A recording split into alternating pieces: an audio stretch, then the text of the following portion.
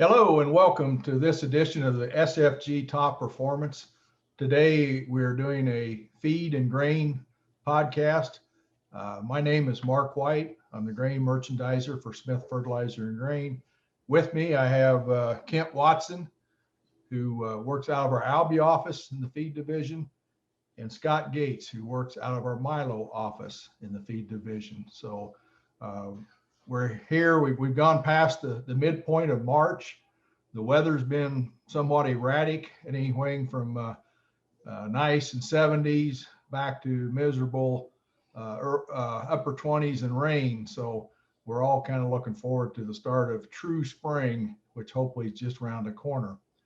I'll go over some grain things first, and then we'll hit up the feed guys for some information from them. If there's one word to describe the grain markets, probably the last 3-4 weeks, volatility would come to mind. And normally you see that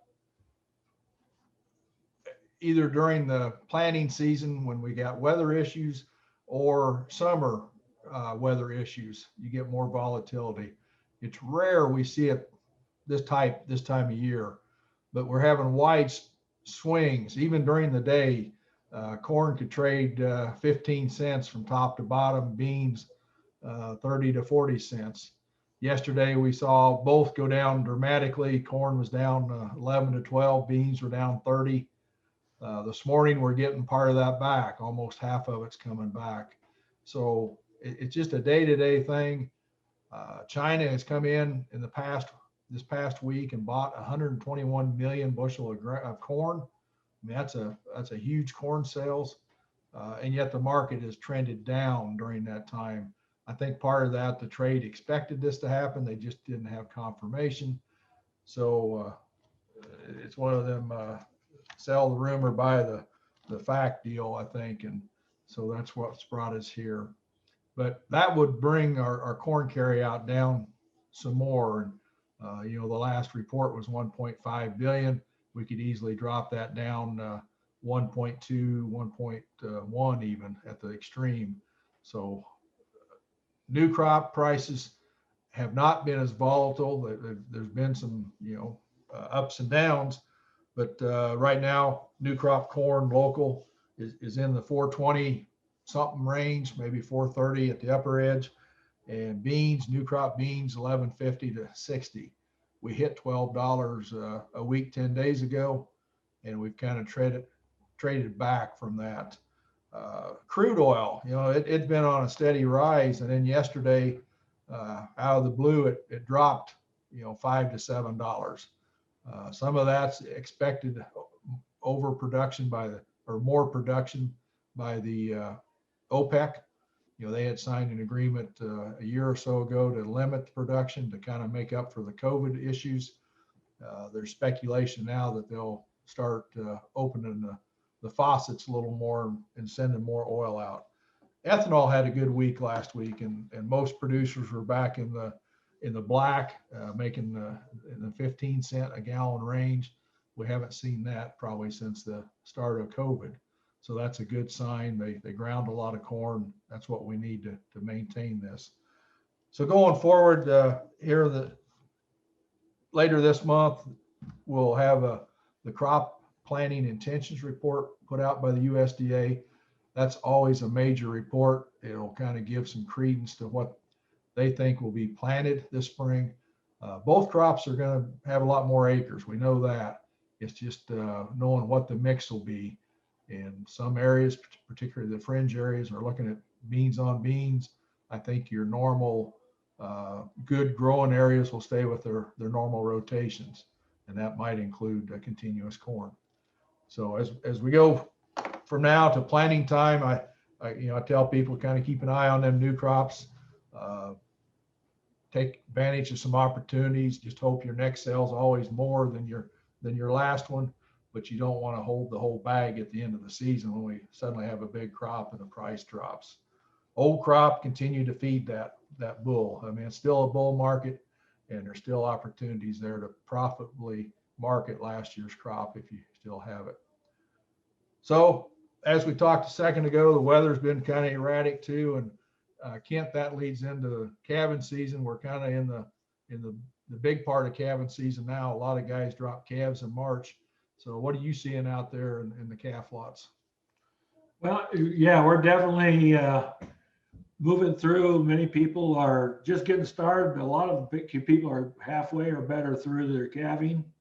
The weather has been erratic, but it's definitely an improvement what it was, weeks ago. And so maybe not as big as issues, but now that we're dealing with mud, and it's sort of a trade-off, which is sometimes better, putting up with mud or colder temperatures. So, but what I really want to talk about today, though, is it's a little early, but it's something we need to be addressing or looking at, and that's as our pastures start growing and we get to start warmer temperatures. The levels of this ergot alkaloids associated with fescue toxicity is going to start showing up in our pastures. And we all know what some of the problems associated with these fescue toxicity, and that's you slow shedding of your winter hair coats, decreased growth in our calf crop, lower production rates in the cows, lowered immune response when challenged, and increased levels of heat stress. I think as this fescue problem keeps moving north, I think as you drive around the countryside, even in not real hot days, you start seeing the cattle grouping up under trees and trying to find some shade, or standing in water trying to alleviate this heat stress associated with fescue toxicity. The old saying, an ounce of prevention is better than a pound of cure. I mean, we've had products to help treat this heat stress, like the Tasco products that increase. That's basically a dilator that helps get blood to the extremities. But the problem with that is that's after the fact. The toxicity already has had some health effects on the animal. So what we try to do maybe is try to prevent it before it starts becoming an issue. And we have two products. Kent has a product called Diamune, and Hubbard has a product called FEB 200.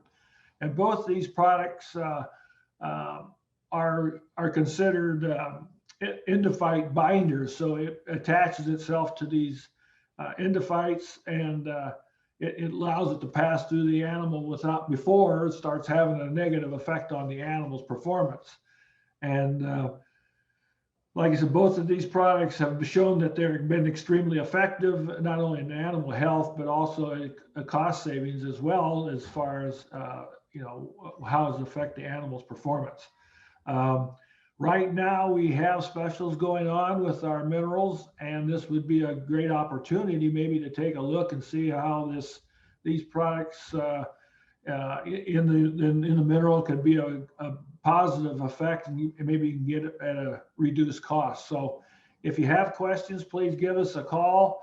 But like I said, maybe it's a good time right now to take a look and see if maybe get some of these products booked ahead. So that's it, Mark.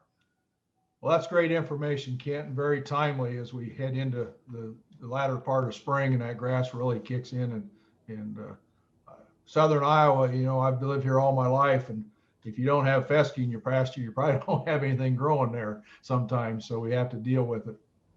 Scott, I know you've been out visiting with a lot of producers here the last couple of weeks. What are you hearing up your way? Yeah, I have, Mark. Nowadays, they just keep adding more and more mineral choices. There's literally hundreds of different minerals to choose from. I guess I have a lot of guys asking, how am I supposed to know which one to use? So I just kind of thought I'd talk a little bit about that today. In a balanced mineral program, you might feed 2 or 3 different minerals throughout the year, depending on the seasons. Typically in just a generic program, you want to start with a base mineral that you can always go back to whenever you need to. But this time of year, you might be feeding like a breeder mineral. It's going to be a little higher in mineral content and have more trace mineral in it. help your cows get over breeding or over calving and get healed up so they can breed again in a timely fashion. Maybe towards middle of spring when the grass starts greening up and you're getting ready to turn out, you might have to go to like a high mag mineral to help with the effects of grass tetany. If you're on fescue, like Kent said, you can use a fescue mineral. During fly season, you can add fly control to it. There's just too many things that you can talk about in a podcast like this. So best thing you can do is give us a call and set up a meeting, come in and talk to us, and we can go over your operation and your goals, and we can put together a plan that'll help you build your herd health. Another important thing to think about with mineral is that your calves need to be sure that they can access your feeder, because they use mineral just like the cows do. And I guess in closing, you kind of brought up the weather and calving. It's been kind of a rough week the last week. I just want to remind everybody that we do have milk replacer and colostrum replacer and supplies. So if your supplies run low, you need to come in and get some. We've got it for you. That's about all I got, Mark. Well, thanks, Scott. I think both of you guys bring up good topics and proves once again that SFG, Smith Fertilizer and Grain, is committed to the feed division, and we're working with a lot of cattle producers, and we learn from them just like they learn from us, and we take that and take it to everybody. So feel free to contact any of our feed people in our locations. And again, on the grain side, you can always call the Knoxville office here and visit with me if you'd like, and we'll go over some possibilities, some marketing plans, things like that. Well, I think that'll wrap it up for today's edition. We welcome you to come back in 2 weeks, and we'll have another edition of the SFG Top Performance Grain and Feed podcast. Thank you for your attention.